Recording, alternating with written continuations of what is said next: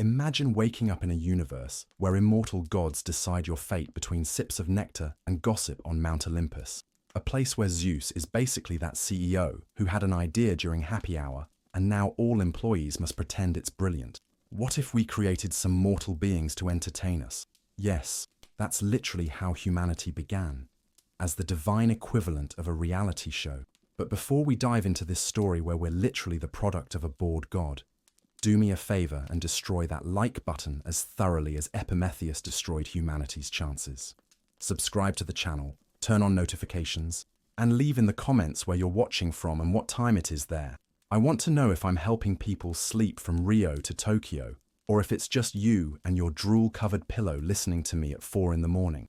The truth is that we humans would never have survived a single day in this mythological world without the intervention of one specific titan. While snakes were born with venom, lions with claws, and eagles with wings, we were born with absolutely nothing.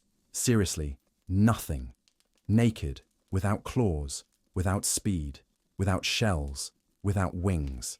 We were basically the forgotten interns of creation, and all because of a god with the IQ of an almond, Prometheus, whose name literally means afterthought. Spoiler alert, he didn't think before, he didn't think during, and he barely managed to think after. This is the story of how we almost didn't exist. It's the story of a catastrophic divine error and the theft that saved our species. It's the story of two brothers, as different as Netflix and basic cable, and how one of them was smart enough to give us the only power that mattered, the ability to not depend on the gods for absolutely anything. And that, my nocturnal friends, was the greatest crime and the greatest gift the mythological universe ever saw. Think about it for a moment. Our entire civilization, from the first fire lit in the darkness of a prehistoric cave to the latest iPhone you're possibly using to watch this video, all of this exists because a titan decided to give us a chance in a cosmos where we were clearly programmed to fail. A cosmos where we were born as the equivalent of hamster pups thrown into a cage full of hungry tigers. Our entire existence is basically a great story of cosmic rebellion, and the rebel has a name: Prometheus, the greatest hero humanity ever had. So relax, adjust your pillow, and let's go back in time. Not to a few decades or centuries ago, but to the moment, right after the creation of the universe, when a bunch of immortal and incredibly dysfunctional gods decided they needed a new project to pass the time. Spoiler, that project is us, and we didn't turn out exactly as planned. Actually, there was no plan at all, and that was exactly the problem. Chapter 1. The Bored Gods. Let's be honest about Olympus for a minute. Imagine living eternally in a marble mansion in the clouds, with infinite room service, sex whenever you want. Consent was a flexible concept for Zeus, and absolutely nothing to do. That's the post-war scenario we find when our story begins. The gods had just defeated the Titans, stuffed most of them into Tartarus, which was basically cosmic solitary confinement. And now they were as bored as teenagers visiting their grandparents without Wi-Fi.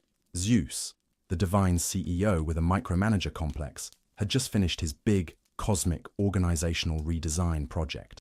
Like that boss who rearranges office desks and thinks he revolutionized the company, he divided the universe among his crew.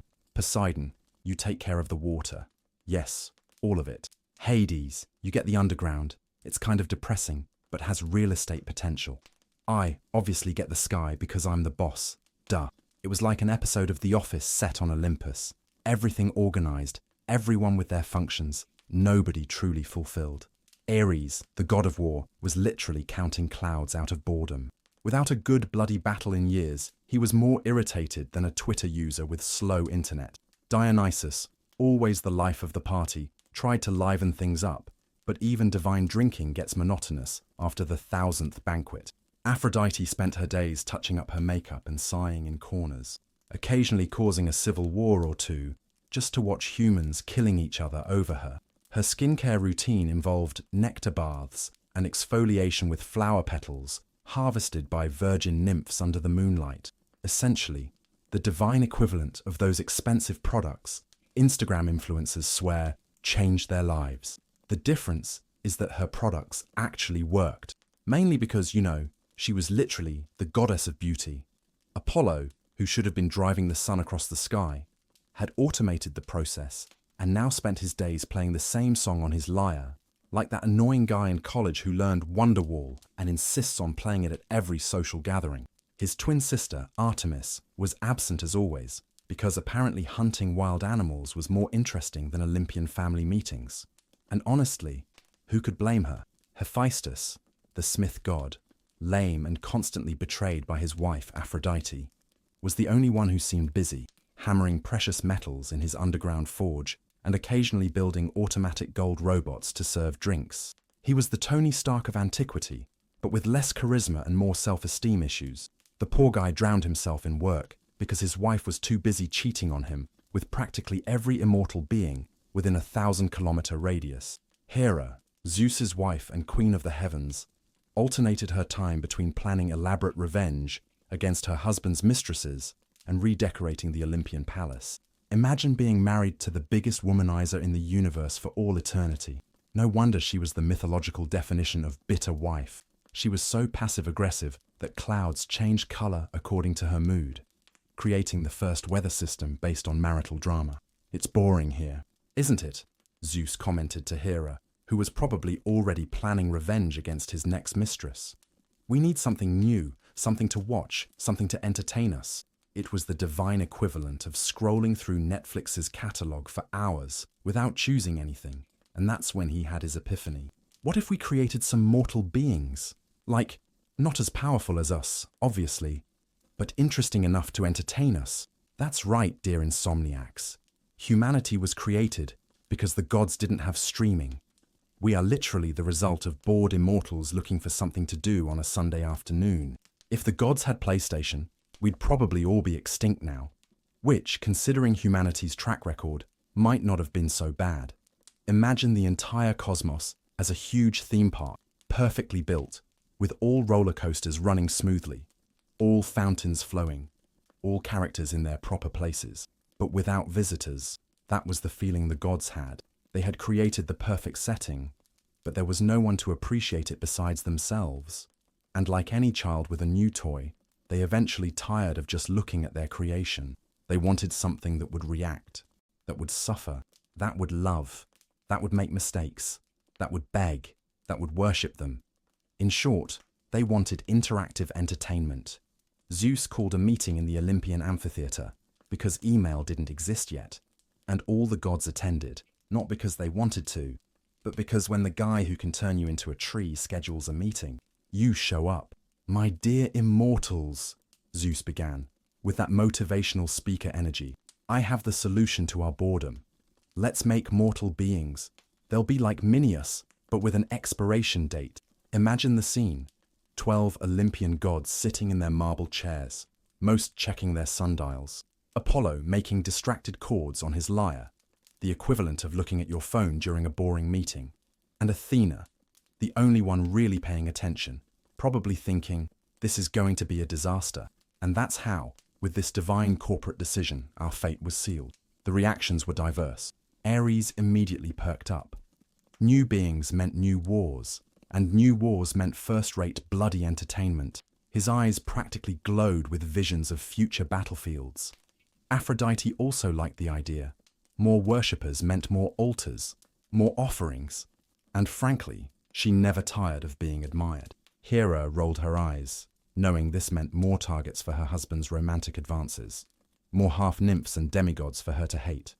Poseidon asked if he could have marine creatures too, because apparently governing 70% of the planet's surface wasn't interesting enough without someone to occasionally drown. Hades remained silent, but a slight smile touched his pale lips.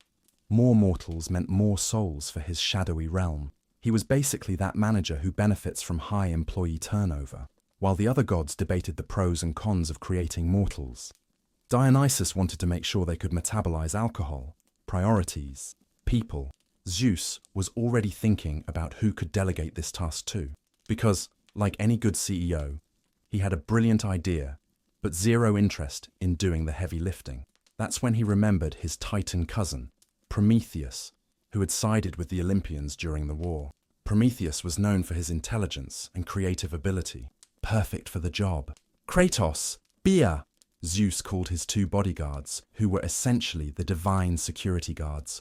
always ready to beat up whoever the boss ordered. Kratos was the personification of brute force, with muscles so defined they seemed sculpted in marble, which, being a minor god, they perhaps were. Bia, his partner, represented violence, a woman so intimidating that even Ares thought twice before messing with her. Bring Prometheus to Olympus.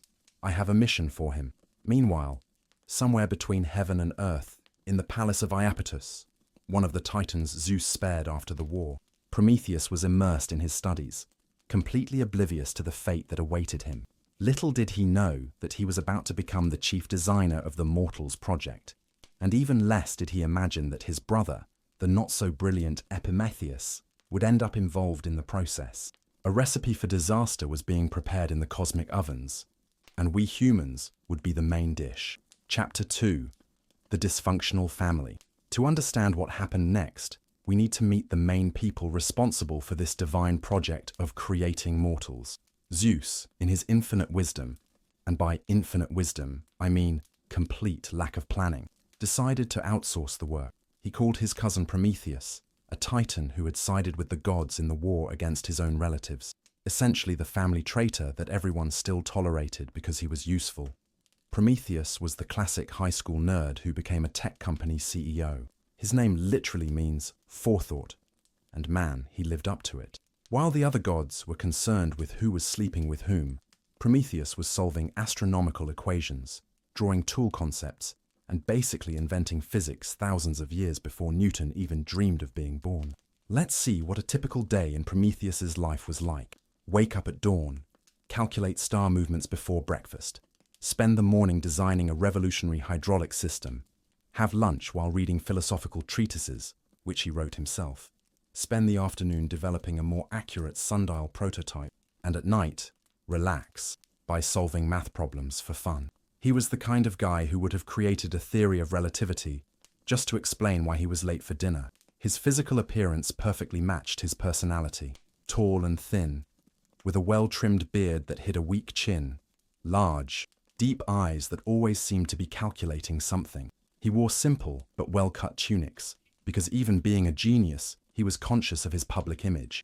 After all, when you're one of the few titans who weren't thrown into Tartarus after the war, you want to keep up appearances. Prometheus had a complicated relationship with the Olympian gods. On one hand, he had chosen to side with them against his own race during the Titanomachy, the fancy name for the cosmic war between titans and gods. On the other hand, he maintained a certain critical distance. He was like that consultant who works for a large corporation but secretly despises the company culture. He viewed the Olympians' caprices with a mixture of anthropological fascination and mild disdain.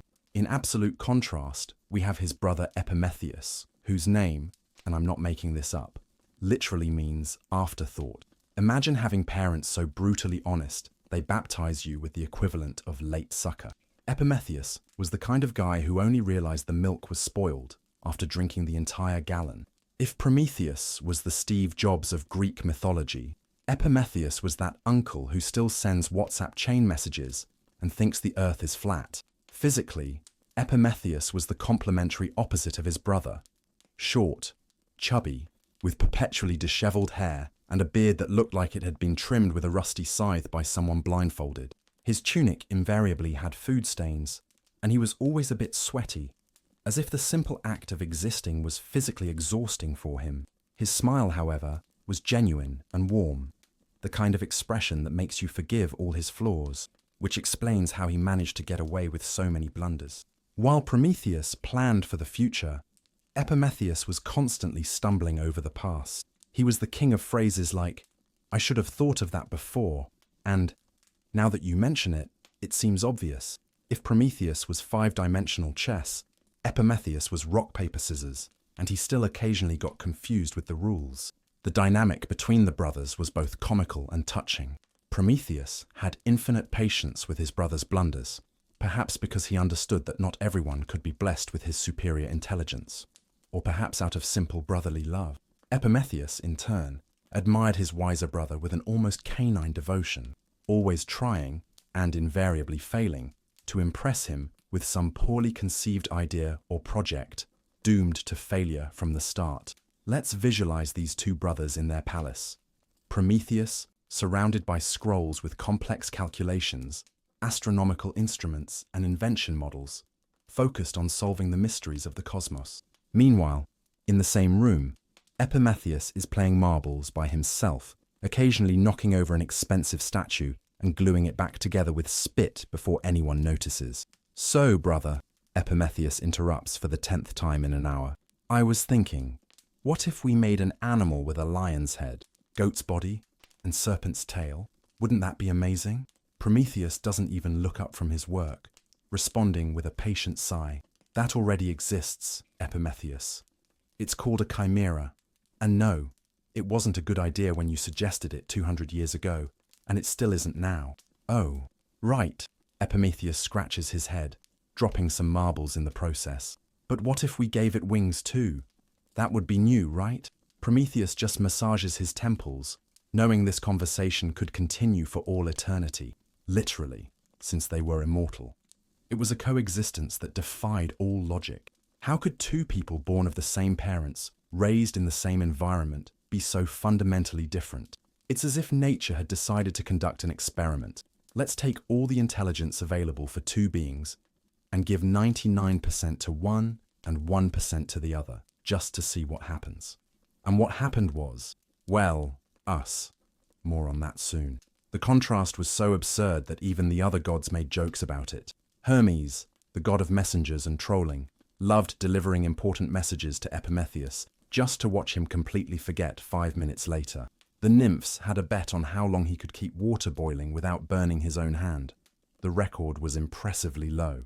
Once, when Prometheus was busy with particularly complex astronomical calculations, Prometheus decided to help by reorganizing all the scrolls by color rather than content. Prometheus returned to find months of meticulous work transformed into a rainbow mess.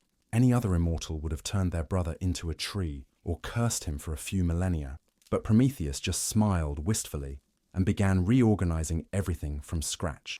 This supernatural patience was part of what made Prometheus so unique among immortals. In a pantheon full of temperamental deities who turned people into spiders or flooded entire cities for minor offenses, Prometheus was a well of calm and reflection.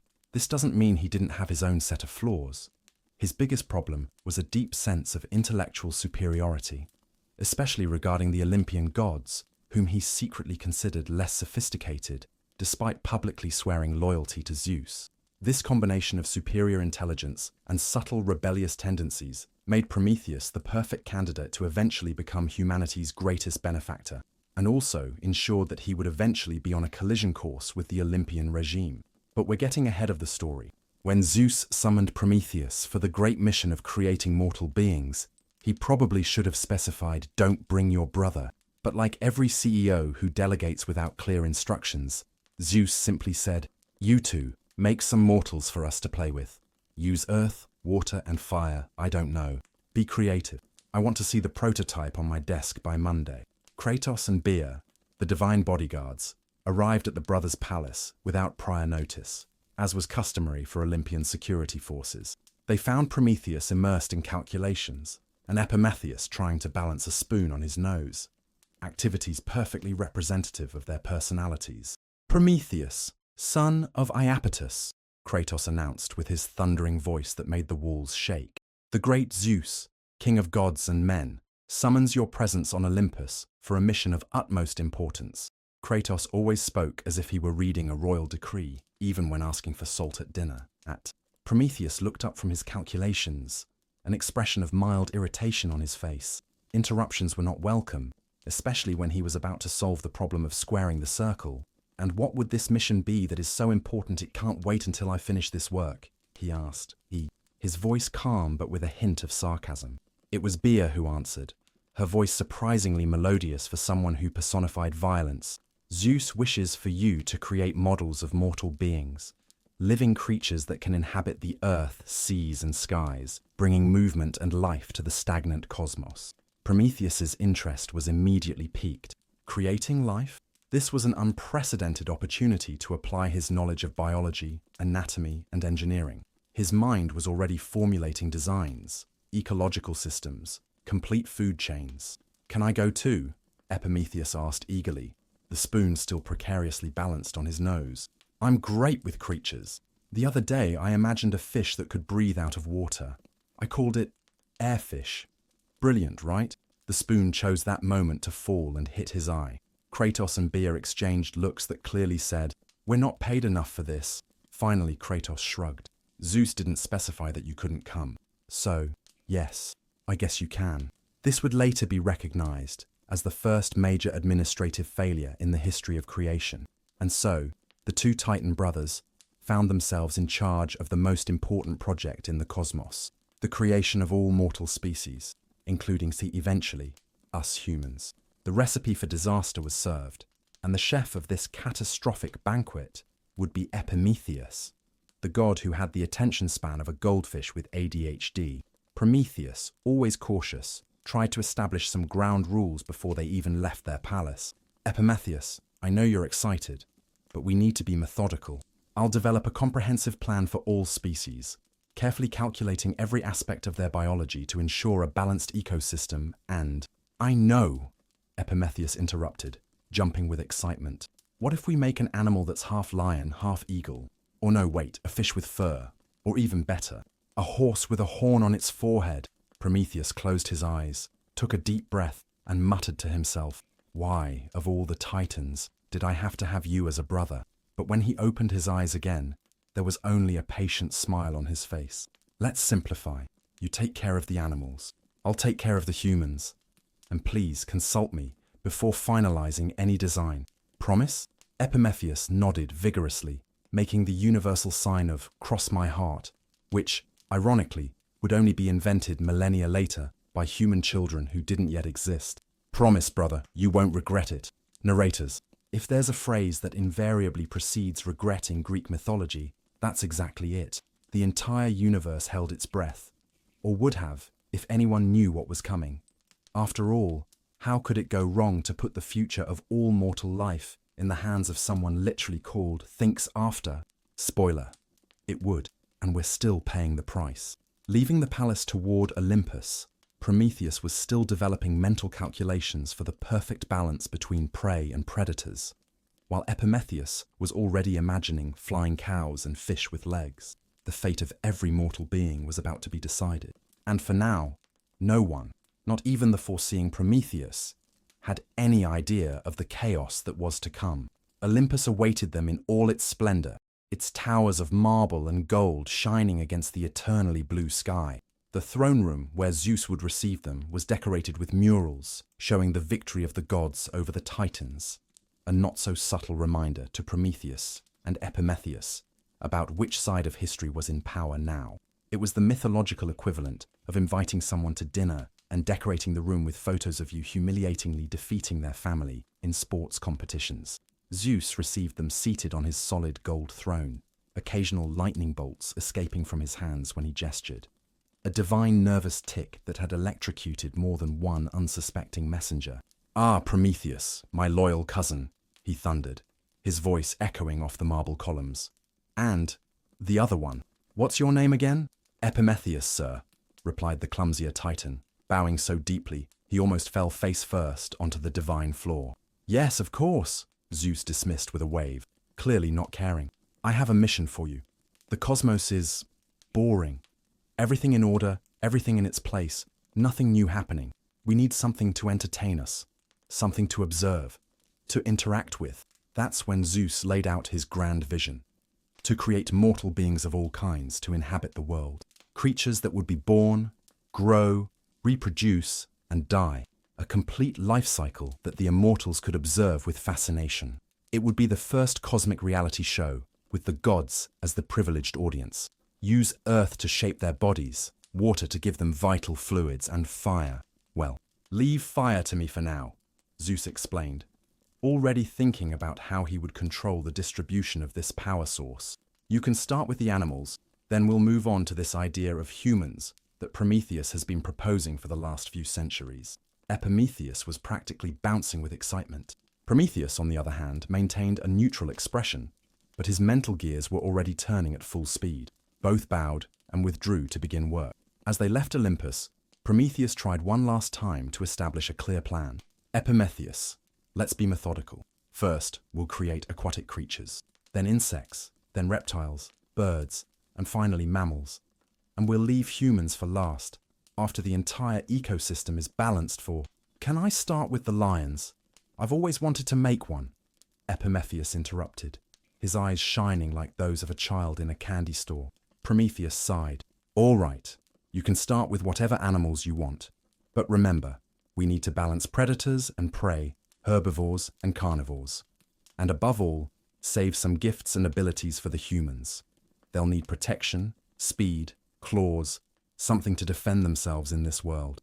Prometheus nodded distractedly, his mind already wandering to designs of exotic creatures. Yes, yes, gifts for humans. Got it, he muttered, clearly not getting it. And so began the great work of creating mortal life, with Prometheus entrusting crucial tasks to his inattentive brother, while the Olympian gods eagerly awaited their new entertainment. What could go wrong? Absolutely everything, as we'll see in the next chapter. Chapter 3, The Divine Project. Zeus summons these two titans and gives them an apparently simple task. Create some mortal beings for us to play with and watch as if it were a divine reality show. The problem is that apparently simple in divine language usually means catastrophically complex for the rest of us. So there was Zeus, sitting on his golden throne, polished daily by nymphs with cloud napkins, handing over the most important project in history, literally the creation of all mortal life, with the same casualness with which he would ask for a cup of nectar. The kickoff meeting for the Let's Create Life project had exactly the same energy as those corporate meetings where the boss announces an impossible project with a ridiculous deadline and then leaves to play golf. I want quick results, guys. Zeus gestured vaguely, lightning bolts jumping from his fingers and nearly frying an unwary Cupid flying nearby. The other gods are bored, and you know how it gets when Ares is bored, right? Last time he started a civil war between ants just to see what would happen. So, be creative, make something fun to watch, maybe something that suffers in interesting ways. Prometheus, always the professional, tried to establish some basic parameters. Sir, to create a balanced ecosystem, we would need to develop a comprehensive plan that considers food chains, ecological niches, reproductive mechanisms. Boring. Zeus interrupted, making that universal blah blah blah gesture with his hand. Details, Prometheus. Details. I want results, not spreadsheets. Just make things live, reproduce, fight a little, and eventually die so it doesn't get too crowded down there. As for the rest, be creative. And so, with these detailed instructions, the project of mortal life was officially launched. Imagine giving someone the task of building a skyscraper with the instructions, make something tall that people can enter. That was basically the guideline for creating all living species. As they descended from Olympus, Prometheus was already mentally developing complex flowcharts, biological taxonomies, and ecological balance calculations. Prometheus, on the other hand, was thinking, dude, what if we made an animal that was just teeth, like all of it made of teeth? That would be awesome. Here it's worth pausing to reflect on how absolutely crazy this moment in Greek mythology is. The creation of life, the most important event since, well, the creation of the universe itself, was outsourced to an introverted genius and his brother who had the attention span of a golden retriever puppy in a tennis ball factory. It's as if, at the crucial moment of the universe's creation, God had said, you know what, I'm going to take a nap. Someone wake up my nephew who took that online design course and ask him to finish this part. The brothers returned to their palace and set up an improvised laboratory. Prometheus marked out a clear work area, organized the elements, earth, water, air, in catalogued containers, drew diagrams on the walls, and established a meticulous schedule for the project. Prometheus contributed by building an unstable tower made of empty wine cups that collapsed spectacularly as soon as he shouted, "Look, no hands." Prometheus said patiently while cleaning up the shards. We need to be methodical. First, we'll establish basic plants to sustain herbivores. Then, we'll create small animals, followed by predators to control their populations. It's a delicate ecosystem. Or, Prometheus gestured excitedly, we could start with something cool, like dragons. Dragons? Prometheus raised an eyebrow so high it almost left his forehead. Giant creatures that fly and breathe fire? Do you have any idea of the ecological impact that would cause? The energy imbalance? The constant forest fires? The atmospheric pressure needed to sustain such? Fine, Prometheus interrupted, pouting like a child denied dessert. No dragons. But can I at least make something with tentacles? I love tentacles. Prometheus took a deep breath, mentally counting to 1,000. Being immortal, he had time for longer counts. Let's make a deal. You can create the animals following some basic rules I'll establish. I'll be responsible for humans, which we'll create last. And most importantly, we must carefully distribute natural qualities. Strength, speed, claws, fangs, camouflage, to ensure each species has resources to survive. Prometheus nodded enthusiastically, more interested in the "you can create the animals" part than anything else his brother said afterward. I swear by the rivers of sticks that I won't disappoint you this time, he promised, already randomly mixing earth and water in a bowl like a child making mud. And so, the work began. Prometheus developed a master plan for all mortal life, organizing everything into categories and subcategories, while Prometheus got literally hands-on, modeling creatures in clay with the enthusiasm of a preteen who just discovered modeling clay. Zeus, meanwhile, occasionally checked on the progress with the same energy as a boss who understands nothing about the project, but still has important feedback to give. This snake looks kind of boring, he commented during one visit. How about giving it wings? No, wait, even better. How about making it have 7 heads? Oh, now we have something interesting to watch. And so, thanks to divine micromanagement, the Hydra was born. Chapter 4. Prometheus asks for a chance. Prometheus, eager to prove his worth, begs his smarter brother, "Let me do this. I promise I won't mess everything up this time." Spoiler alert. He will mess everything up. Imagine the scene. Prometheus bent over his desk, cosmic calculators, which were actually just stones engraved with mathematical symbols, scattered everywhere, working on a perfect system to balance all the species on the planet. His face is the image of concentration, eyes half closed, fingers rhythmically drumming, occasionally mumbling something like, "No, the proportion of predators to prey is completely wrong in this scenario." And then, like a hurricane of chaos in Titan form, Prometheus bursts into the room. He has that expression that younger brothers around the world have perfected over millennia, a mix of excessive enthusiasm and puppy dog eyes abandoned in the rain. "Brother!" He dragged the word for approximately 3 seconds longer than necessary. "I have an amazing idea. What if I created the mortal creatures? Like, all of them?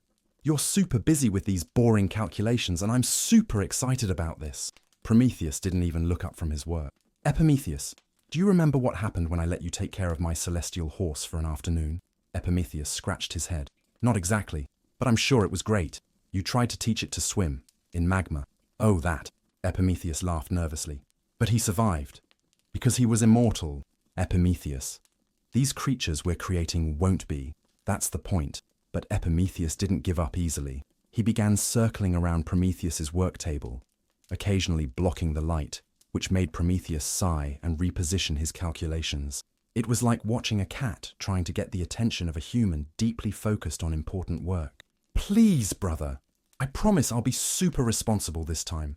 I'll follow all your plans to the letter. Actually, you can make the plans, and I'll just execute, like that time you designed a chariot and I built the chariot that collapsed after going half a meter." "Exactly. See, you still remember. Good times, right?" Prometheus gestured enthusiastically, accidentally knocking over a pot of ink onto some of Prometheus's calculations. Prometheus closed his eyes and counted to 1,000, a luxury that only immortals can afford when they're about to lose patience.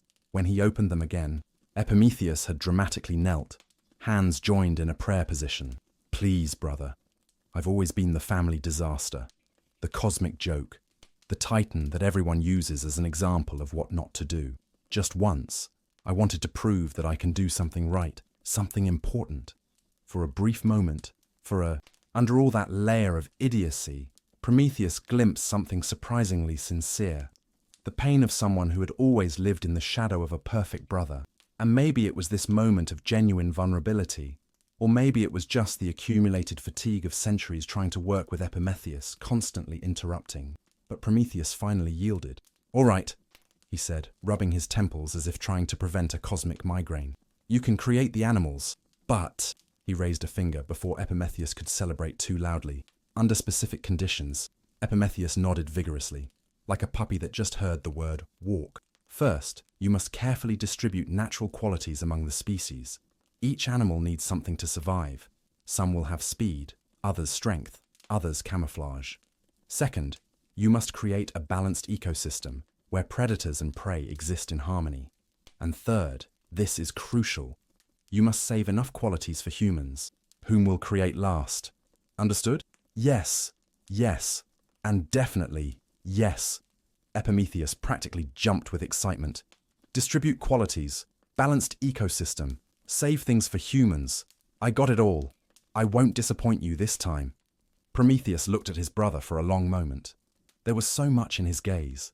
Doubt, reluctant hope, and the crystal clarity that comes from someone who literally has foresight built into his name.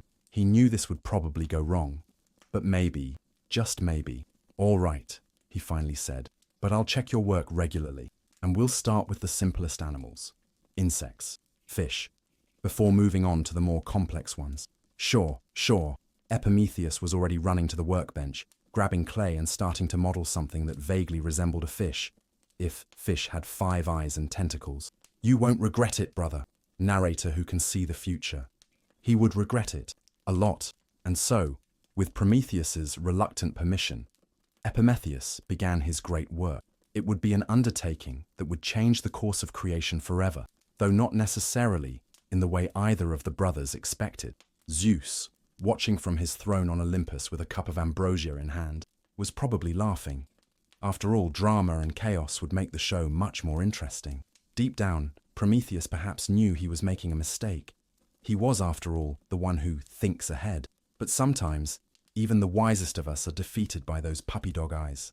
And in this specific case, that weakness would change the fate of all humanity. Chapter 5. The Distribution of Gifts. Surprisingly, Prometheus starts well, creating a perfect ecosystem where each animal receives exactly what it needs to survive. Wings for birds, speed for rabbits, shells for turtles, claws for tigers. To the absolute shock of everyone, especially Prometheus, Prometheus initially proved surprisingly competent at his task. It was like watching a student who normally gets Fs in all subjects suddenly get every question right on an important test. Disconcerting, but impressive. In the first days of the project, Prometheus was constantly peering over Prometheus's shoulder, expecting to see disasters in progress, but instead saw competence? It was strange. Prometheus worked with a concentration never seen before, modeling creatures with care and consideration, distributing characteristics with a logic that, while not as systematic as Prometheus would like, definitely worked. These small creatures need to escape predators, Prometheus muttered to himself while creating rodents. So, I'll give them speed and the ability to hide in burrows. For predators like lions and wolves, he designated strength, sharp fangs, and hunting instincts. For animals that couldn't run or fight, like turtles, he created natural shields. Prometheus watched with a mixture of amazement and caution. Are you planning? Thinking about the future consequences of your actions? Who are you? And what have you done with my brother? Prometheus smiled, a glimmer of pride in his usually confused eyes. I'm doing my best. I realized I may not be as smart as you, but I instinctively understand these animals. It's like I can feel what they need. And indeed, it seemed he had a natural talent for it. Each animal Prometheus created was perfectly adapted to its environment and ecological role. Even Zeus was impressed during his supervision visits. Look at that, the kid has talent, Zeus thundered during an inspection, patting Prometheus on the back so hard that the Titan almost swallowed the clay he was modeling. These creatures are fascinating, especially those with venomous fangs. I love a good mortal drama. As the work progressed, Prometheus developed an impressively robust system. For cold region animals, he provided thick fur to keep them warm. For desert creatures, the ability to conserve water. Birds received wings to fly. Fish received gills to breathe underwater. Predators received sharp senses for hunting. Prey received camouflage or speed to escape. The earth was quickly filling with life in wonderful diversity. Forests resonated with bird songs. Oceans teemed with marine creatures. Savannas were traversed by majestic herds. It was a perfectly balanced ecosystem, worthy of a National Geographic documentary, if National Geographic existed millions of years before humans, which, considering how well things were going, might never exist. Even the other gods were fascinated. Poseidon frequently emerged from the depths to admire the fish and cetaceans. Artemis was already eager to hunt some of the more imposing animals. Even Hades showed interest. After all, mortal creatures eventually meant souls for his realm. Prometheus, always cautious, continued checking his brother's work, but increasingly less frequently. It was like a parent who finally starts trusting that his teenage son can drive without crashing the car. "You're doing admirable work, Prometheus," he admitted, after weeks of observation. "Perhaps I've underestimated you." Prometheus practically glowed with the praise. "Thank you, brother. I'm being super careful and thinking about everything. And the best part, I'm having so much fun. Who knew creating life could be so cool?" And here is where we should have seen the warning signs. The problem with Prometheus wasn't lack of skill or creativity. It was his capacity to get distracted and carried away by enthusiasm. And the more confident he became, the more this old pattern began to emerge again. At first, they were small slips. He created some animals with slightly exaggerated characteristics. Giraffes with perhaps too long necks. Peacocks with flashy tails that definitely made them more visible to predators. Things that weren't exactly practical, but still worked in the grand scheme of things. Then came some more questionable experiments. What if this animal could change color? He thought, creating the chameleon. What if this one could release ink to confuse predators? The squid was born. What if this one had a huge nose that could grab things? And thus, the elephant emerged. Prometheus noticed these deviations from the original plan, but didn't interfere. After all, the animals were surviving, the ecosystem continued functioning, and there was a certain beauty in this chaotic creativity, like a strict teacher who finally appreciates the value of thinking outside the box. He allowed Prometheus to continue experimenting. What Prometheus didn't realize, and this is crucial, is that Prometheus was so entertained distributing characteristics for each new species that he wasn't keeping any control over what he had already used. There was no spreadsheet, no checklist, no inventory system to monitor which qualities had already been distributed and which were still available for future creatures. It was like someone frantically spending their salary on exciting purchases without keeping track of the bank balance. And we all know how that ends, with an embarrassing insufficient funds notification exactly when you're trying to impress someone with an expensive dinner.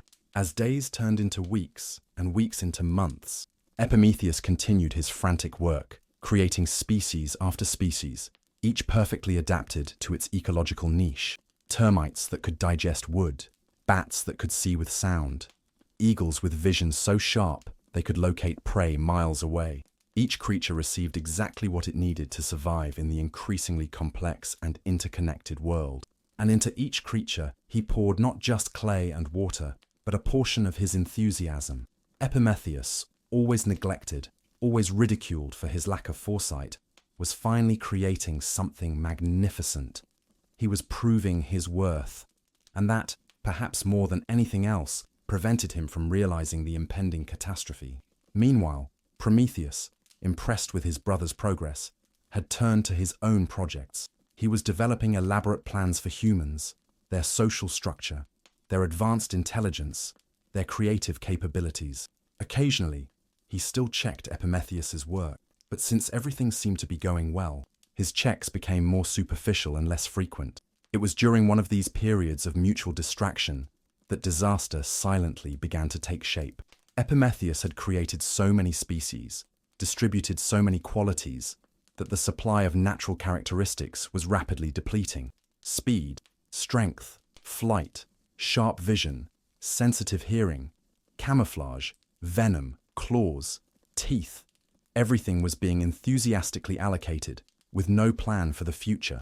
And the worst part, Prometheus was so involved in the process that he didn't even notice. It was like a chef who, excited about the banquet he's preparing, doesn't notice that he's used all the ingredients in the pantry until the moment he needs to prepare the main course. The stage was set for what would possibly be the greatest mistake of creation. And we, non-existent humans, were about to pay the price. Zeus, during one of his supervision visits, was so impressed with the animals that he decided to immediately give them life. With a divine snap of fingers, the clay creatures transformed into beings of flesh and blood, which immediately began to move, breathe, hunt, graze, and reproduce, exactly as planned. "Excellent work, Prometheus," Zeus roared with approval, watching fascinated as lions chased gazelles across newly created savannas. "I can't wait to see what you'll do with the humans." Upon hearing this, Prometheus's face froze in an expression that humans would later call, "Oh shit," an expression that would appear countless times throughout history when someone suddenly realizes they've forgotten something extremely important. "The humans," he muttered, his voice barely audible. Of course, the humans. For the first time in months, Prometheus looked at his supply of natural qualities. What he saw, or rather, what he didn't see, made his immortal heart sink to his immortal feet. The pantry was empty. All the characteristics had been distributed. All the natural gifts had been used. And humans, who were supposedly the pinnacle of creation, the grand finale, the creatures his brother cared about most, were destined to receive absolutely nothing. Panic began to set in. Prometheus frantically looked around his laboratory, as if expecting to find some forgotten natural quality behind a shelf or under a table.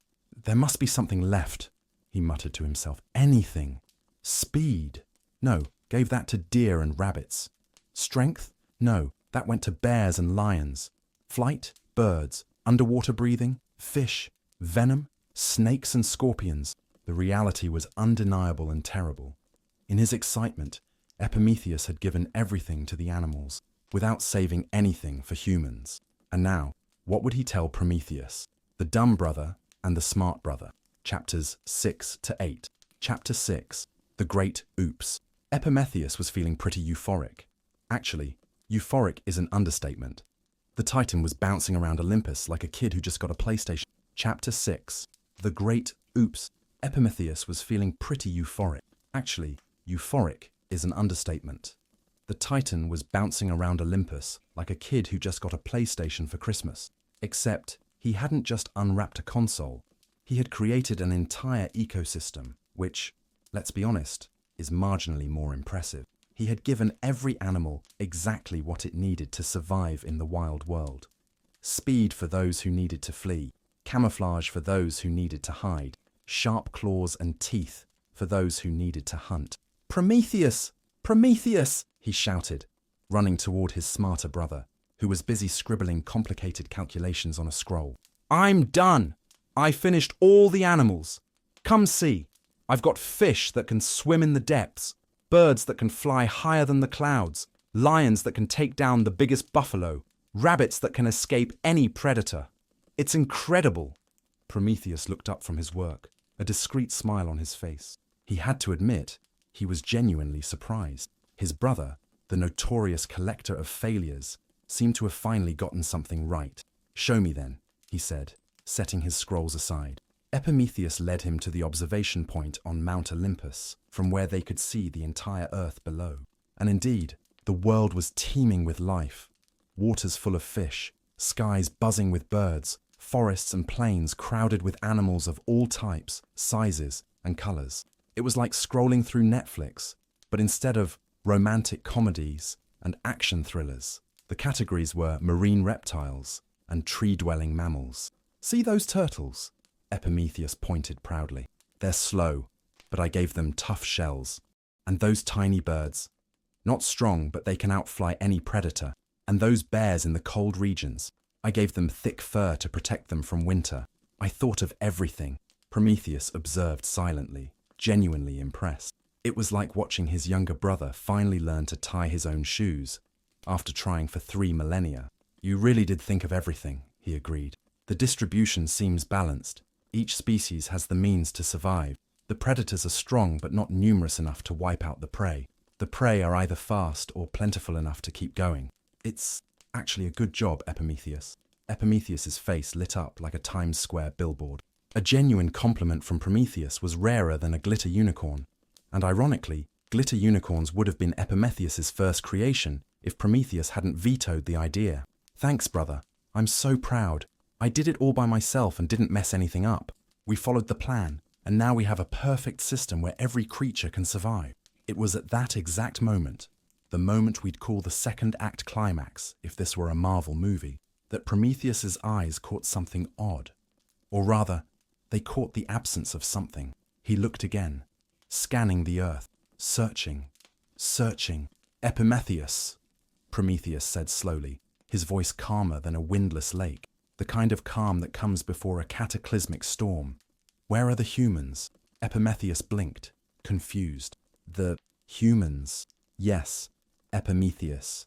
The humans, the bipedal, hairless, intelligent beings that were supposed to be the crown of creation. The ones Zeus specifically mentioned, the ones I was planning to create after you finished all the animals. Prometheus's expression gradually shifted, like he was trying to solve a complex equation in real time, except the equation was 2 + 2, and he was still struggling. Oh, those humans. Suddenly, time seemed to freeze. It was as if the entire cosmos held its breath, waiting for the inevitable disaster. Prometheus closed his eyes for a moment, like a kindergarten teacher watching a child eat glue for the 5th time that day. Prometheus, he enunciated each syllable like he was explaining quantum physics to a Labrador. Do you remember that I gave you specific instructions to save some gifts for the humans? Not to use all the talents on the animals? The clumsiest titan began to sweat, fat drops running down his forehead like nervous marathoners. Well, it's funny you bring that up because, Prometheus, tell me you didn't distribute all the gifts to the animals.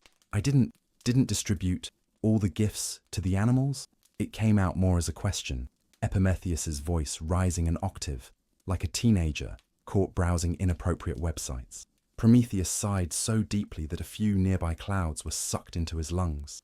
What did you give the humans then? What gifts did you save for them? Prometheus scratched his head, a gesture that seemed to occupy 90% of his cognitive bandwidth. Well, humans they surely must, he stammered, his mind racing to find something he hadn't already given to another creature. Then, the truth hit Prometheus like a giant meteor, the kind that would one day wipe out the dinosaurs. But that's another story. He ran back to the planning chamber and examined the inventory of talents and gifts they had prepared.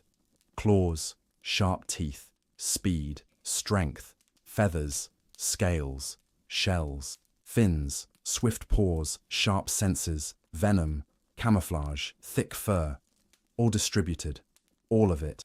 Prometheus had literally used every gift, every talent, every ability, and every advantage on the other creatures. There was nothing left for the humans. You used everything, Prometheus shouted, his normally calm voice finally breaching the limits of divine patience. Everything. Not even a lousy set of claws, not even basic fur against the cold. Prometheus shrank as if trying to become the size of an amoeba. I kinda got carried away. Every time I made a new animal, I thought, oh, this one needs special protection, or this one needs an extra edge. Before I knew it, everything was gone. Gone, Prometheus repeated, in disbelief. Gone. All the gifts, all the talents, all the advantages. We still have love, Prometheus suggested hopefully. Love won't protect humans from a saber-toothed lion, Prometheus. Now the situation was more than terrible. It was apocalyptic. The core idea, the main project, Zeus's masterpiece, was doomed before it even started. Humans, the supposed protagonists of this cosmic reality show, were destined to be the first eliminated, devoured or frozen to death on their very first day on Earth. Prometheus looked at his brother, at the Earth full of perfectly equipped creatures, and at the empty inventory of gifts. In modern corporate terms, this would be the moment he wrote his resignation email. But in the ancient Greek cosmos, resignation wasn't exactly an option, especially when your boss could literally turn you into a constellation if he got mad enough. Zeus is going to kill us, Prometheus concluded. No, not just kill us. He'll throw us into Tartarus, chain us to rocks, and have eagles eat our livers for eternity. Prometheus sniffled, tears forming in his plate-sized eyes. I'm sorry, brother. I really am. I always mess things up.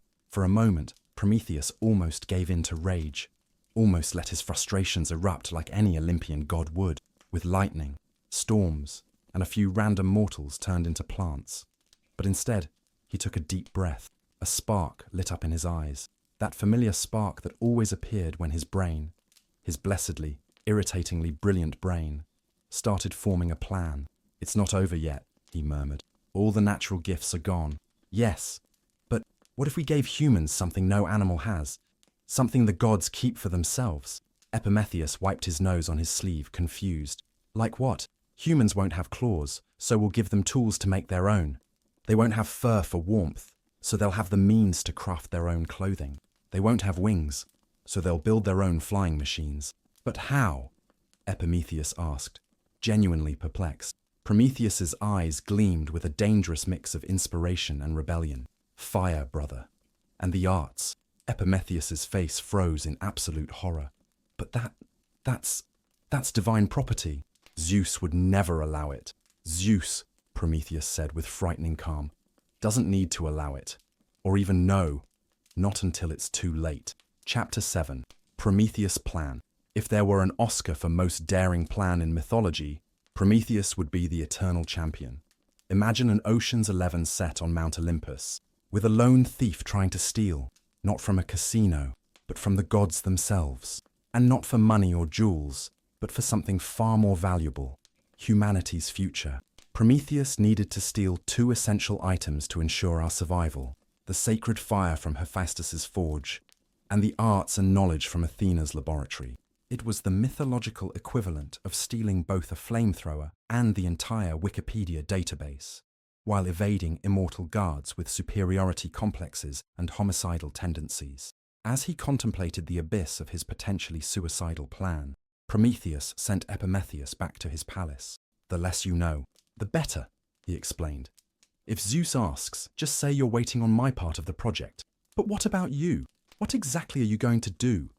Prometheus asked, eyes wide with a mixture of fear and admiration for his brother. Prometheus gave an enigmatic smile. "I'm going to get what I need to save our human prototypes. And it's best if you don't know how. Plausible deniability, brother. If they catch me, at least you can claim ignorance. That's never been hard for me," Prometheus replied with surprising self-awareness. Alone, Prometheus began formulating his plan. He couldn't just barge into Olympus and grab what he needed. That would be like trying to steal the Mona Lisa during rush hour while wearing a shirt that says, "I'm a thief." He needed to be smart, strategic, and above all, discreet. First, Prometheus mapped Olympus. As an honorary member, having fought alongside the gods in the war against the Titans, he had access to some areas, but not all. Hephaestus's forge, for instance, was guarded by magical automatons, bronze and gold creatures that never slept and never tired. Athena's lab, on the other hand, was protected by her vigilant owl and a series of intellectual traps, deadly puzzles that would fry the brain of any unauthorized intruder. Prometheus decided to begin by observing the patterns. For days, he wandered around Olympus under the pretense of researching human characteristics, while secretly timing the gods' routines. He discovered that Hephaestus worked tirelessly in his forge, but there was one moment, precisely when Zeus summoned him for his daily report, when the forge was left unguarded for exactly 8 minutes and 43 seconds. The automatons remained, of course, but Prometheus noticed something curious. They followed predictable patterns, like robots on an assembly line. Every 94 seconds, a blind spot appeared near the back entrance. Athena was more unpredictable, but she had one sacred routine. Every afternoon, exactly at sunset, she practiced spear and shield combat in the Olympic training field, leaving her lab guarded only by her owl. And Prometheus had brought a special offering for that feathered sentinel: a fat mouse soaked in a bit of divine nectar, a bird-specific sleeping potion he had developed himself. His window would be short. He'd have to steal the fire during Hephaestus's absence, run to Athena's lab, neutralize the owl, grab the knowledge he needed, and escape, all before any god noticed his unauthorized presence in those sacred places. Nothing like a little double robbery of the gods to start the day, he muttered to himself as he finalized the preparations. He knew that what he was about to do would change his destiny forever, but it would also change the destiny of all humankind. On the morning of the big day, Prometheus checked his supplies one last time.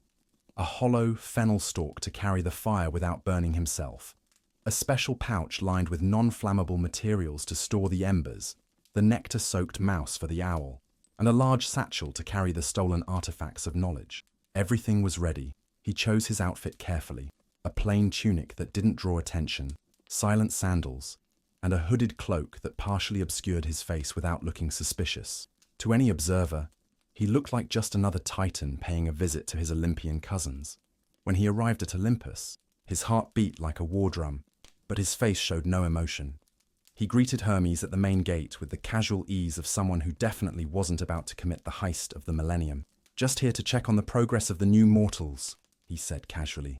"Zeus seems eager to see them in action." Hermes, always too busy with a dozen errands, barely looked up. Yes, he's mentioned it in meetings. Go on in, Prometheus. You know the way." Phase 1 complete. Authorized entry. Now came the truly dangerous part of the plan. Prometheus walked through the marble halls of Olympus, as if on a casual stroll. Nodding politely to nymphs and lesser gods he passed. Discreetly, he checked a small portable sundial he had invented. Exactly 12 minutes until Hephaestus would leave for his daily meeting with Zeus. Positioning himself near the forge, he feigned interest in a nearby statue while counting down the seconds. The heat emanating from Hephaestus's workshop was intense enough to melt a mortal's eyebrows. But Prometheus, being a Titan, only sweat slightly. The sound of metal striking metal echoed rhythmically, like the heartbeat of some giant metal beast. Finally, the hammering stopped. The massive bronze door to the forge opened, and out came Hephaestus, the limping god of fire and smithing. He was an imposing sight, muscular with a singed beard, old burn scars adorning his arms like war medals, and eyes that glowed with the same fire he worked with every day. Prometheus pressed against a column out of sight. As Hephaestus hobbled down the corridor, Prometheus readied himself. 8 minutes and 43 seconds on the clock. He waited until Hephaestus's uneven steps faded, then counted exactly 47 seconds, the time needed for the automatons to complete half of their patrol cycle. Then, moving like a cat, he slipped through the forge's back entrance. The bronze automatons were magnificent, masterpieces of divine engineering. They had the forms of muscular men, but with bull heads, and their eyes glowed with internal fire. They moved in concentric circles, guarding the precious eternal flame that blazed at the center of the hall. Prometheus observed the pattern for a few seconds, timing it in his head. Then, precisely when the blind spot appeared, he slid between two automatons, ducked behind a workbench, and finally reached the heart of the forge, the eternal fire. It was hypnotic. It didn't look like any normal flame. Its dancing tongues glowed in impossible colors, blues and silvers no mortal flame had ever shown. This was the original fire, the pure essence of the element, drawn directly from the heart of the cosmos. Prometheus didn't have time to marvel. With precise movements, he pulled the fennel stalk from his tunic and carefully captured an ember of the divine fire. The plant, surprisingly, didn't ignite instantly. Another one of Prometheus's secret inventions, treated with a substance that delayed combustion. The captured ember glowed brightly inside the hollow stalk, like a miniature star. Quickly, Prometheus placed it inside the special pouch and slung it over his shoulder. Phase 1, complete. Now, with 6 minutes and 12 seconds left, he had to reach Athena's lab, on the opposite side of the Olympic complex. Moving as quickly as possible without drawing attention, he crossed gardens, past fountains, and dodged curious nymphs. Athena's lab was a circular structure with white marble walls and a crystal dome that allowed the goddess to study the stars. At the entrance, a pair of olive trees, Athena's sacred plant, flanked the massive oak door, and there, perched on a pedestal beside the door, was Athena's famous owl. The bird stared at Prometheus with golden eyes that seemed to see straight through his soul. "I brought an offering for the wise pet of the wisest goddess," Prometheus said softly, pulling the drugged mouse from his pouch. The owl tilted its head, clearly intrigued by the plump treat. Prometheus placed the mouse on the ground, and the owl immediately pounced. Within seconds, after devouring the rodent, the bird began blinking slowly, struggling to keep its eyes open. Finally, with a soft, confused hoot, the owl drifted to sleep, its head tucked under its wing. "Sweet dreams, little sentinel," Prometheus whispered, gently stroking the bird's feathers. "You'll tell your mistress you didn't see anything." With the guard neutralized, Prometheus entered the lab. Chapter 8. The Great Theft. The sun was disappearing beyond the horizon as Prometheus arrived on Earth, his stolen treasure safely hidden. He had chosen a specific place for his first meeting with humanity, a clearing surrounded by ancient trees, not far from where Prometheus had placed his human prototypes. These early humans were basically like us, but with the IQ of a remote control. They wandered aimlessly through the forest, completely naked and defenseless, staring blankly at predators that could easily turn them into lunch. They were like diaperless babies abandoned in the Amazon rainforest, their life expectancy measured in hours, not years. Prometheus watched them for a moment, his heart both heavy and hopeful. They were so vulnerable, so weak without the natural gifts his brother had forgotten to give them. But in their zeroed-out state, they were also a blank canvas, ready to receive the gifts he had stolen for them. "Come," he called softly, his voice carrying a gentle authority that made the primitive humans turn toward him. "I have something for you." The humans approached cautiously, moving as a group like nervous gazelles, but curiously drawn to Prometheus. Though their reasoning was limited, they instinctively sensed that this towering figure meant them no harm. Prometheus knelt down, lowering his titanic stature so as not to intimidate them. With slow, deliberate movements, he pulled the fennel stalk from his bag. The humans watched with wide eyes, fascinated by the strange object in his hands. "This is fire," Prometheus said, opening the stalk to reveal the divine ember glowing brightly.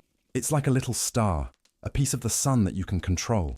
The humans initially recoiled, intimidated by the glow and heat, but one particularly brave woman stepped forward, her eyes reflecting the hypnotic dance of the flames. Prometheus smiled, recognizing in her the curiosity that would one day define the human species. "Don't be afraid," he continued. "Fire keeps the cold away at night.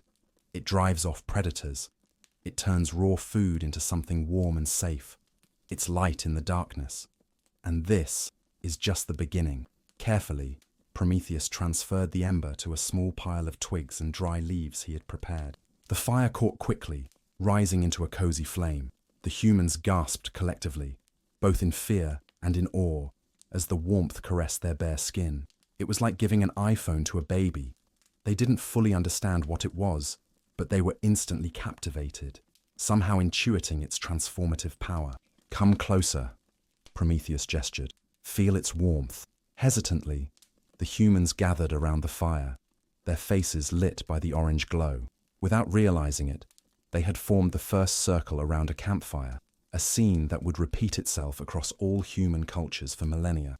"Now," Prometheus said, opening his bag full of stolen knowledge, "I'll teach you how to keep it alive, spread it, and control it. And not just that, I'll show you how to use your hands and minds to create everything you need." In the hours that followed, stretching through the night, Prometheus became humanity's first teacher. He showed the humans how to gather firewood, how to transfer fire to torches, how to protect it from wind and rain. Then, using sticks and drawings in the dirt, he demonstrated basic shelter-building techniques. "You don't have fur like bears," he explained, sketching a simple hut in the ground. "But you can build homes to protect yourselves from the cold." The same brave woman from earlier, whom Prometheus secretly considered the first scientist of humanity, attempted to replicate his drawing, earning an approving smile from the Titan. "You don't have claws," he continued, picking up a sharp stone, "but you can create tools that cut better than any animal claw." He demonstrated how to flake the stone to create a sharp edge, the first knife in human history. The humans' eyes sparkled with growing understanding, the spark of intelligence igniting in their brains with each new concept. Prometheus worked tirelessly through the night. He taught them how to braid plant fibers into rope, weave flexible branches into baskets, identify edible plants, and observe star patterns for navigation. Though every lesson was primitive and simple, it planted seeds of knowledge that would flourish for generations. It was like watching a time-lapse of civilization. In just a few hours, these fragile bipeds went from defenseless primitives to creatures with the rudiments of culture and technology. "You'll learn much more on your own," Prometheus finally said, as the eastern sky began to lighten with the promise of a new dawn. "This is just the beginning. Inside you is a spark greater than this fire, the spark of creativity, curiosity, and innovation. The first light of morning touched the improvised camp. Visible changes had already taken root.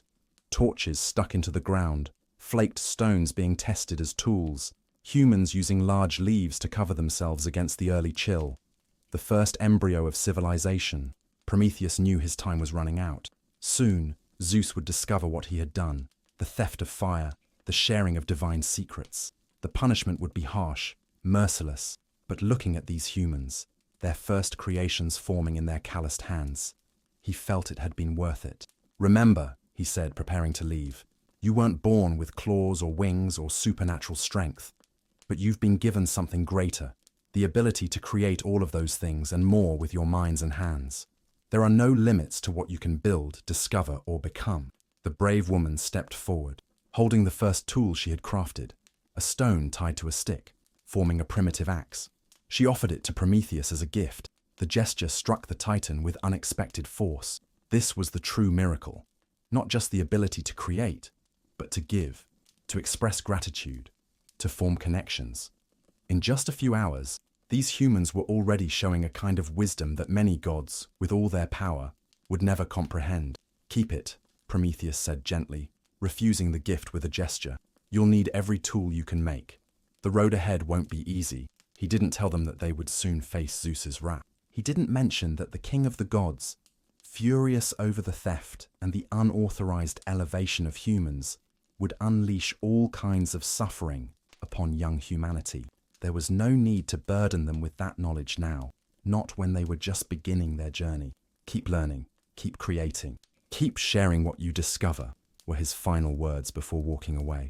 "And always remember the fire, not just the one that warms your bodies, but the one that now burns in your minds." Prometheus cast one last look over his shoulder before disappearing into the forest. The humans were gathered around the fire, some already testing new techniques, others teaching the hesitant what they had learned. Civilization was being born, and so, from a catastrophic mistake and a daring theft, humanity received what would become both its greatest blessing and its greatest curse, the ability to shape its own destiny, independent of the gods. We weren't born with natural gifts because we were meant to create our own.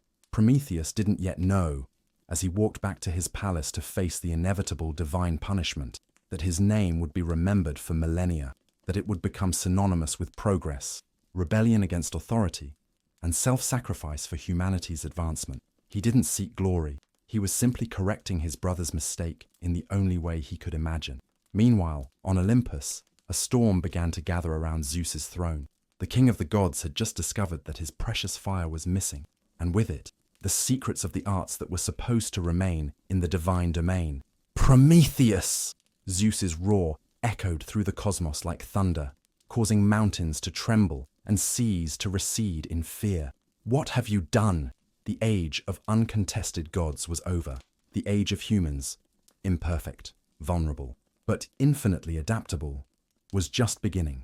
All thanks to one titan who thought ahead and another who forgot to think. Humanity's greatest weakness, being born without natural gifts, became its greatest strength. The greatest blunder in mythology turned out to be the greatest gift we could ever receive. And it all began with a simple oops. Chapter 9. The Gift of Intelligence. The dawn that followed the great theft was unlike any other in the history of the cosmos. For the first time, small columns of smoke rose from scattered human camps, points of light across the primal landscape that marked the beginning of something profoundly transformative. Each campfire was more than just heat or light. It was a symbol, the first visible sign of civilization emerging from the darkness. The early humans gathered around these fires still didn't comprehend the magnitude of what had occurred. They didn't yet understand that they had become the epicenter of a cosmic revolution, the beginning of a story that would take them from caves to stars. They only felt the warmth on their bare skin, watched in fascination as the flames danced, and for the first time did not fear the night. Prometheus had departed, returning to his palace to await the storm that would inevitably come. The fire was now theirs, not just as an element, but as a metaphor for what humanity was destined to become. Unstoppable, transformative, capable of creation and destruction. A force that illuminates the darkness, but must be carefully contained. In the weeks that followed, primitive humans began to explore the gifts they had received. Fire wasn't just a source of heat, it was a catalyst. With it, they discovered that meat became easier to chew, more nutritious, safer. Clay hardened, transforming into containers that could hold water. Predators, creatures perfectly adapted by Prometheus's distribution of gifts, kept their distance from the blazing flames. But the most significant gift, the one that truly separated humans from all other creatures, was more subtle. It wasn't the fire itself, but what it represented, the understanding that they could change their environment, that they could turn one thing into another, that they could transcend their biological limitations through the creation of tools. In a small clearing, a young woman, perhaps a descendant of that first brave human who approached Prometheus, watched intently as stones cracked when heated by fire and then cooled in water. She had no words to describe the process, no concept of thermal expansion or molecular stress, but her brain registered the pattern, and from that simple act of observation, the first deliberate technology was born. Not far from there, a man discovered that tree resin, when combined with plant fibers and heated, created a strong adhesive that could attach a sharp stone to a stick, the first composite axe. His entire tribe gathered to see his creation, their eyes wide with awe. In another camp, children played by drawing symbols in the sand, imitating the drawings Prometheus had made to demonstrate concepts. They didn't realize they were practicing the first rudiments of writing, the ability to turn thought into permanent marks that others could interpret. These small discoveries, these modest innovations, might have seemed trivial to the gods who had received everything from birth. But to humans, creatures who had received nothing but the ability to create, every tiny discovery was a star being lit in their cognitive sky. A daily miracle. The true gift Prometheus brought was not physical fire, but the spark of curiosity, imagination, the will to question. While animals, perfect from the start, remained essentially the same generation after generation, humans changed, adapted, evolved, not through their bodies, but through their minds. And there was something else, something that would have surprised even Prometheus if he could have seen it. Humans began to share their knowledge. They did not keep their discoveries to themselves or their immediate families. They taught one another. An innovation born in one camp soon spread to others. Tribes began gathering to exchange not just goods, but ideas. This cooperation, this collective construction of knowledge, was something the gods had never imagined. On Olympus, each deity jealously guarded their domain of power and wisdom. Athena did not freely share the arts of weaving. Hephaestus kept the secrets of metallurgy to himself. The gods competed, humans collaborated. And thus, what had begun as a deficiency, the absence of any natural gift, became the greatest gift of all: freedom from the tyranny of specialization. Without claws or wings or shells, humans could become anything they imagined. Their essence was not defined at birth, but built through choices, through creation. In the words of the philosopher Jean-Paul Sartre, who would come millennia later, man is condemned to be free, because once thrown into the world, he is responsible for everything he does. This freedom, this responsibility, this infinite possibility, was Prometheus's true legacy. As the first humans slept beneath the stars, around their carefully maintained fires, they could not imagine that their descendants would one day build temples for the gods. They did not foresee that eventually, their heirs would construct ships to sail through the very skies where their divine creators lived. They did not dream that one day they would even question the existence of those gods. They simply lived, learned, created, free from the curse of innate perfection, blessed with the capacity for perpetual transformation. And on Olympus, the gods watched, some with fascination, others with dread, as a new force entered the cosmos, an unpredictable force that could not be easily categorized or controlled, a force that would one day rival their power, not through physical strength or immortality, but through something far more disturbing: the ability to change. At that moment of human awakening, Zeus, finally understanding the magnitude of what Prometheus had done, called a council of the gods. His face, usually majestic and serene, was contorted in an expression of fury that made the very air around him crackle with electricity. "Prometheus has betrayed us," his voice thundered through the marble halls. "He stole the sacred fire and divine arts. giving them to mortals without our permission. Now they rise, these hairless bipeds, and dare to imitate the gods. The Olympians looked at each other, their expressions ranging from outrage to concern, and in some cases, like Athena, a silent curiosity about what these humans might become. Humans must be eliminated, Zeus continued, rising from his throne with a movement that sent lightning snaking across the floor. We must send a flood, erase this mistake, and start again. It was Athena, goddess of wisdom, who dared to speak against her father's will. We must observe first, father, she suggested, her grey eyes calm as a deep sea. These humans possess a different spark. There may be something to learn from them. Zeus paused, his wounded pride battling with his respect for the wisdom of his favorite daughter. Finally, he nodded in reluctant concession. Then we shall observe. But Prometheus must be punished for his betrayal. His arrogance must have consequences.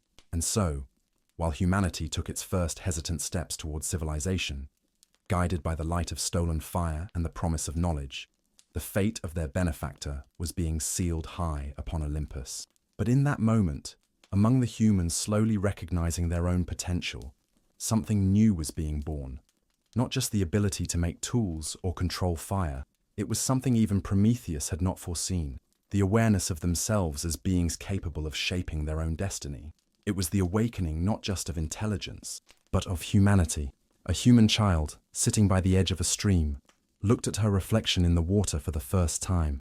She looked at her bare hands, without claws, touched her body, without fur or protective scales, then looked at the small stone knife she had crafted, at the clothes she had woven from plant fiber, and she smiled. In her smile, in her recognition of herself as a creator, was written the future of the human species, a future of invention, of discovery, of constant transformation, a future that even the gods could not predict. Chapter 10. The Wrath of Zeus. On the morning of the third day after the theft, the sky darkened. It wasn't the natural darkness of rain clouds, but something deeper, more threatening, as if the very firmament were being torn apart by divine rage. Lightning slithered through the black clouds in patterns no natural storm would follow, and thunder echoed with a force that made the earth tremble. The newly awakened humans, still marveling at their new discoveries and abilities, looked upward in fear. Instinctively, they gathered around their fires, as if those small flames could protect them from celestial fury. They didn't know that it was precisely this fire, this stolen gift, that had provoked the storm. On Olympus, Zeus had summoned all the gods to witness his judgment. At the center of the great hall, Prometheus stood tall, unrepentant, his wrists shackled with chains forged by Hephaestus himself, chains that no mortal or immortal force could break. Prometheus, son of Iapetus, Zeus's voice rumbled like 1,000 avalanches. You stole the divine fire and sacred arts, sharing them with mortals against my explicit command. How do you plead? Prometheus did not bow. His eyes, which always seemed to see further than any other being, met Zeus's gaze without fear. Guilty, he replied, his voice clear and steady. I did what was necessary. Humans were left with nothing, no gifts, no defenses, no means to survive. I corrected that imbalance. A murmur passed through the assembly of gods. Some looked at Prometheus with contempt, others with secret admiration, and a few, like Athena, with a contemplative expression that suggested respect for his courage, if not his choices. It was not your place to decide, Zeus thundered, his rage shaking the marble columns of the hall. Mortals were created for our entertainment, not to imitate the gods. By giving them fire and knowledge, you have sown the seeds of hubris, the arrogance that will lead them to see themselves as our equals. Prometheus smiled faintly, a gesture that only fueled Zeus's fury. Perhaps that's what you fear, father of the gods, he said calmly. Not that they'll become monsters, but that they might become like us. The hall fell into a dead silence. No one had ever dared to speak so bluntly to the king of the gods. Zeus approached Prometheus, his eyes glowing with a light that could have incinerated a mortal on the spot. Your punishment will be legendary, he said, his voice now low and dangerous. You will be chained to a rock on the most remote peak of the Caucasus. Each day, an eagle, the daughter of the monsters Typhon and Echidna, will devour your liver. Each night, your liver will regenerate, so your torment will be eternal. Not even death shall bring you relief. Prometheus did not pale at this terrible sentence. Instead, his eyes gleamed with quiet certainty. And still, he responded, I would choose the same path again. For what is my suffering compared to the spark I ignited in humanity? They will go further than any of us can imagine. Zeus made a gesture, and Kratos and Bia, his loyal servants of strength and violence, seized Prometheus by the arms.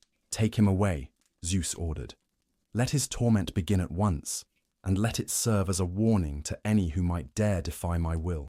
As Prometheus was dragged to his dreadful fate, Zeus turned to the rest of the divine council. As for the humans, he declared, they shall keep the fire, since we cannot easily take it from them. But their pride will come at a price. Their arrogance shall be tempered by suffering. And thus, Zeus conceived his own plan, a response to Prometheus's gift that would be equally transformative for humanity, though in ways the benevolent Titan had never intended. The king of the gods summoned Hephaestus once again, ordering him to forge not chains this time, but a female form of unprecedented beauty.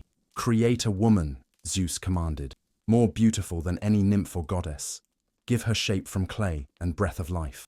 She shall be called Pandora, all gifted, for each god will contribute something to her creation.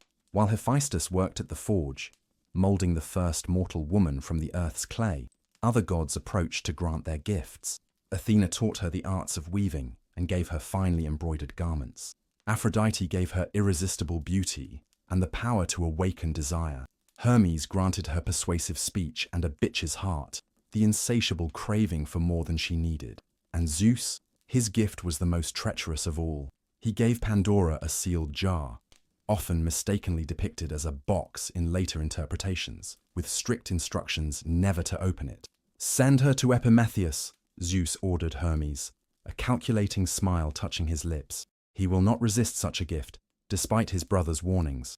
While Prometheus suffered his punishment in the distant Caucasus, his less wise brother, Prometheus, received Pandora into his home.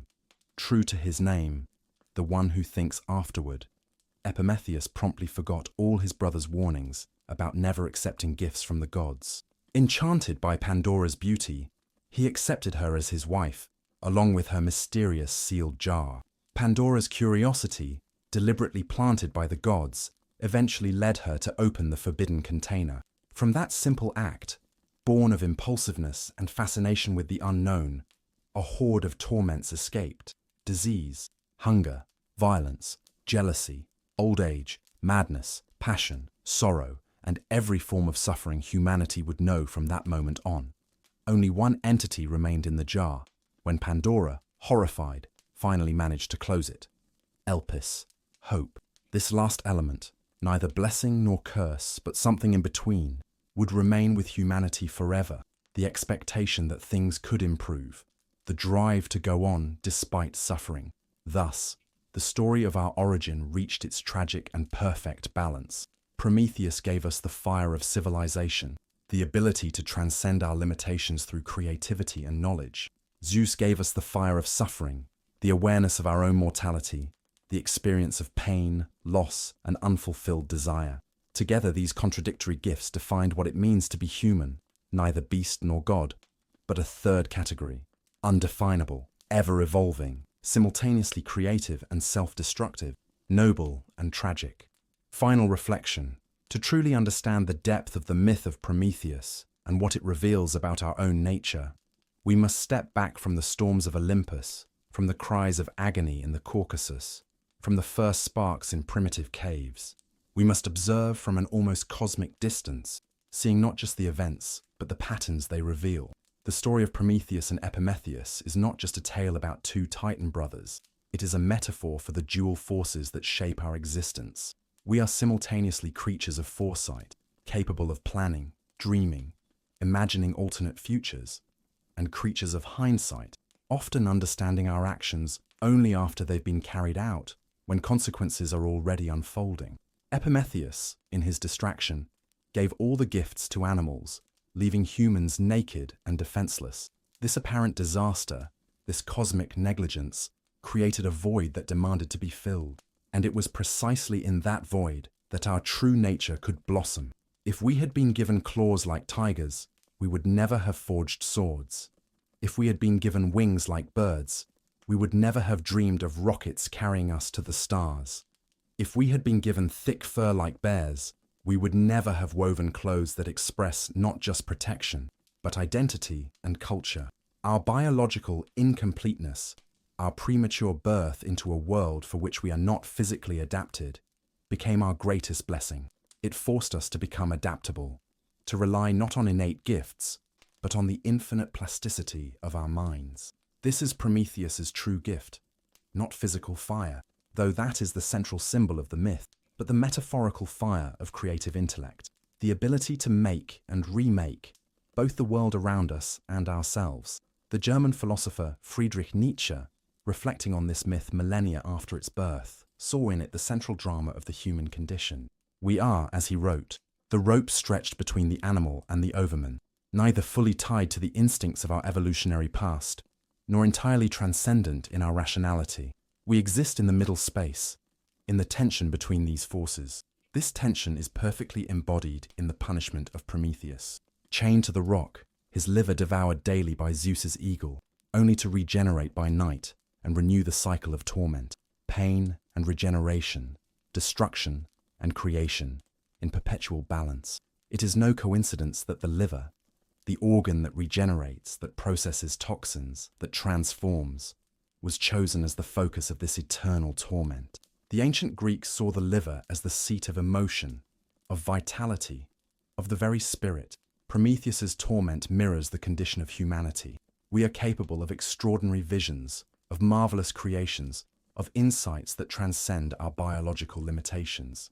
And yet, we are constantly reminded of our materiality, our fragility, our mortality. Pandora's jar, the other great symbol of this myth, represents the inherent ambiguity of human consciousness. The curiosity that drives us to open the unknown is the same force that leads to innovation, to discovery, to growth. But that same curiosity also releases suffering, complexity, and the awareness of our own limits. Hope, the last entity left in the jar, is perhaps the most enigmatic element of the myth. For the ancient Greeks, elpis, hope, was not the purely positive force we imagine today. It was something more ambiguous, a kind of expectation that could both comfort and prolong suffering. Hope, in this older and more complex sense, represents our unique capacity to live not just in the present, but in imagined futures, to endure current hardships for the promise of something not yet realized. This orientation toward the future, this investment in unmanifested possibilities, is deeply human. It is also, not coincidentally, the foundation of civilization. We plant seeds believing in the harvest. We build cities believing in their permanence. We educate children believing in their potential. We create art believing in its reception. Every act of culture is an act of hope, a declaration that the future matters, that our creations will outlast our individual moments, and so the cycle completes. Epimetheus's blunder left us vulnerable. Prometheus's daring gave us the tools to protect ourselves. Zeus's vengeance gave us awareness of our limitations. And from these contradictory forces, something new was born into the cosmos. Neither animal ruled purely by instinct, nor God frozen in eternal perfection, but human, adaptable, transformative, always becoming. Thousands of years later, we still tell these stories because we still live their truth. We still exist in the tension between our creative gifts and our self-inflicted torments. We still navigate between Prometheus's foresight and Epimetheus's hindsight. We still alternate between opening jars of possibility and grappling with their unforeseen consequences. And perhaps most importantly, we still keep the fire burning, both literally, in our ever-advancing technologies, and metaphorically, in our continual capacity to reimagine who we are and who we can become. Our greatest weakness, being born unfinished, became our greatest strength. Our greatest punishment, the awareness of suffering, became our greatest motivation to create meaning. As you fall asleep tonight, ponder this paradoxical truth at the core of our humanity. We are the forgotten creatures who became unforgettable. We are the disinherited who created their own legacy. We are the children of a cosmic mistake who turned into the universe's greatest innovation.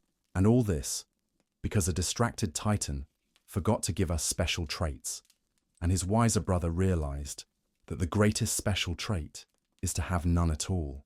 To have, instead, the freedom to continuously create ourselves. When we gaze at the night sky, at the same stars the ancient Greeks once contemplated, we cannot help but marvel at the path we've traveled. From the first spark stolen by Prometheus, to the rocket fire that carries us beyond our home planet. From the first stone tools to the technologies that now let us manipulate the very code of life. Prometheus's fire still burns in every invention, every work of art, every new idea that transforms how we understand the world. And perhaps, somewhere in the cosmos, Prometheus himself, the one who saw ahead, who recognized our potential when we were still naked and defenseless beings, watches with a smile as we carry on his tradition of defying limits, of turning restrictions into opportunities, of creating worlds from emptiness. Prometheus's final legacy was not physical fire, but the spirit it represents. The conviction that we can transcend our circumstances, that our limitations are merely the beginning of our possibilities, that the future remains open to our collective imagination. And as you drift into sleep, carrying this ancient story into your dreams, remember, you are the direct heir to that first stolen fire. Your consciousness, your ability to create, to transform, to imagine, this is the true, eternal gift that allows fragile, mortal beings to touch, if only briefly, the divine. Rest now, knowing you are part of this ongoing story, this eternal dance between limitation and transcendence, between who we are and who we might become. And tomorrow, when you wake, remember to feed the flame Prometheus risked everything to give us, not just through what you do, but through who you choose to be. For this is perhaps the deepest lesson of Prometheus's myth. We were not given our humanity as a complete gift at birth. We create our humanity day by day, choice by